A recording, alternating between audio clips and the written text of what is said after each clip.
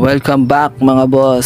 Nandito naman po ako, ang inyong lingkod, si Boss Nels Calapateño TV. So for today's video is 12:53 na po ng hapon. So yun, pinalabas ko ulit ang ating mga warriors na mga inakay na pang South 2024. So yung first batch, ayan. Tapos yung second batch natin, dalawa lang sila.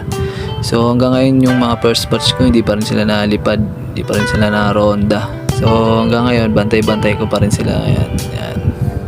Kailangan natin bantayan kasi pag pumitik to mga to, baka di ko na lang kung saan pumunta to.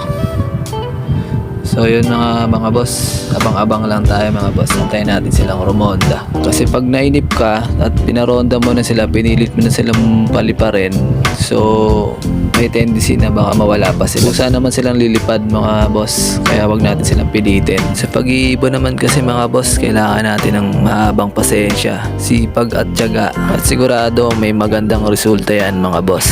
Baka di naman.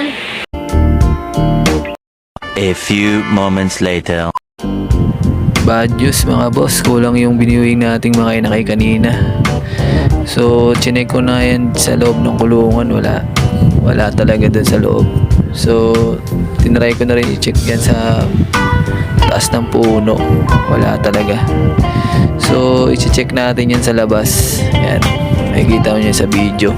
Anak yun ng finisher ko ng Tacloban noong 2019. So lock check yun. Dito natin malalaman kung effective ba itong pamamaraan natin ng pag-viewing sa kanila. So I hope na makauwi pa siya.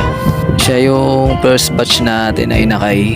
So bali almost 3 weeks na rin silang nabibiewing ko dito sa akin loop. Kapag hindi siya nakauwi bukas hanggang 3 days, hindi na ako aasa mga boss. Maaring may nakahuli na or tinago na ni Boy Dagi. Sinubukan ko na tingnan sa may bubong namin, pati dun sa may malaking bahay na kulay orange, wala talaga mga boss. So dito ko natatapusin ang aking video. Hanggang sa muli, salamat mga boss Calapateño. God bless.